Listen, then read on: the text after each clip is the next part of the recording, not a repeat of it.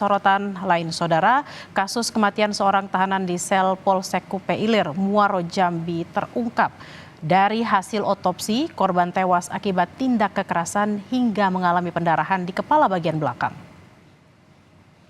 Awalnya keluarga korban merasa curiga karena terdapat bekas luka lebam pada tubuh jenazah.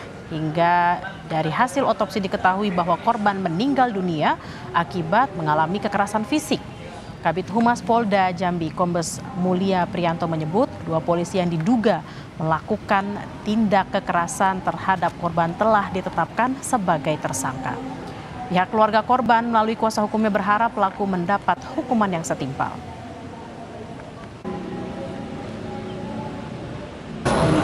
Kedua orang oknum tersebut, ya, yang pertama kita akan proses secara kode etik.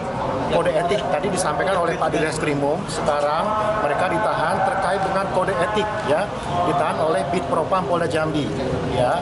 Kedua, sudah ditetapkan sebagai tersangka juga, itu terkait dengan tindak pidana umumnya. Kita melihat fakta-fakta berdasarkan hasil otopsi benar terjadinya adanya kekerasan. Nah, harapan kita terhadap itu segera diproses, kemudian terhadap etik ya segera ditindaklanjut, mungkin bahasa lainnya seperti yang kita pahami dipecat lah ya. Karena memang daripada jadi masalah ke depan dan merugikan masyarakat, maka segera untuk ditindaklanjuti. Sebelumnya, saudara, korban yang bernama Ragil ditangkap karena diduga mencuri laptop di sebuah sekolah di Muaro Jambi pada 4 September 2024 lalu. Namun pada hari yang sama, korban ditemukan tewas di dalam sel tahanan Polsek Kupe Ilir. 2 polisi yang diduga melakukan tindak kekerasan terhadap korban hingga tewas dan merekayasa kasus seolah-olah korban tewas karena bunuh diri. Untuk mengetahui informasi selengkapnya, kita bergabung dengan jurnalis Kompas TV Ratna Sari di Jambi. Ratna, bagaimana kelanjutan proses hukum terhadap 2 oknum polisi yang diduga melakukan kekerasan terhadap korban setelah ditetapkan sebagai tersangka?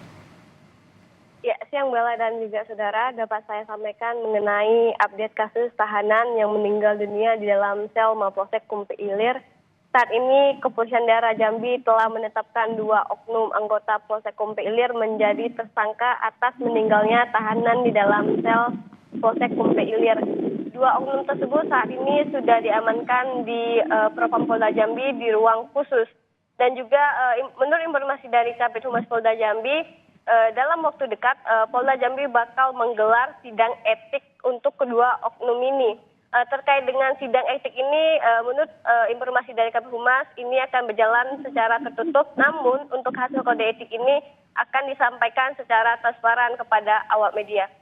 Sebelumnya juga saya sampaikan bahwa pada 4 September 2004 lalu, Jambi digegerkan dengan penemuan tahanan dikabarkan meninggal dunia di dalam sel Mapolsek Kupe Ilir.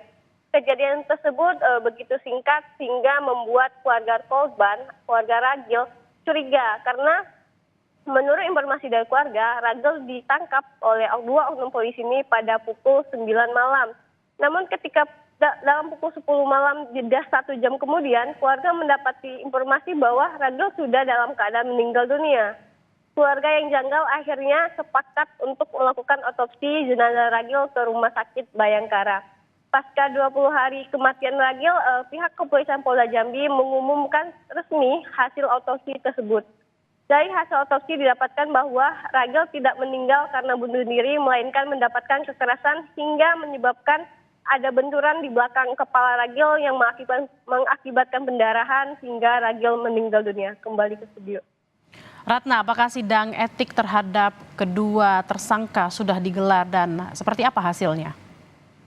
Ya, saat ini kami juga masih menunggu informasi dari Humas Polda Jambi. Katanya informasi terakhir dari Humas, mereka bakal segera menggelar. Namun untuk hasilnya belum bisa sampaikan karena saat ini kami juga sedang menunggu. Begitu, Bella. Baik, terima kasih Ratna Sari langsung dari Jambi. Selamat bertugas kembali.